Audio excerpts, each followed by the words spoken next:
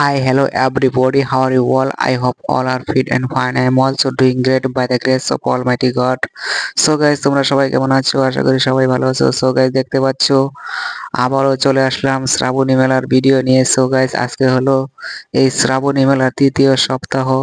So guys, দেখতে পাচ্ছো আজকেও প্রচুর ভিড় হয়েছে। বিভিন্ন জায়গা থেকে অনেক ভক্তবৃন্দরা আজকেও চলে আসছে স্নান করার জন্য। কেউ মিস করবেন না, চলে আসুন। দেখতে পাচ্ছেন নদীর ঘাটে কি ভিড় রয়েছে, প্রচুর দোকানপাট রয়েছে দেখতে পাচ্ছো।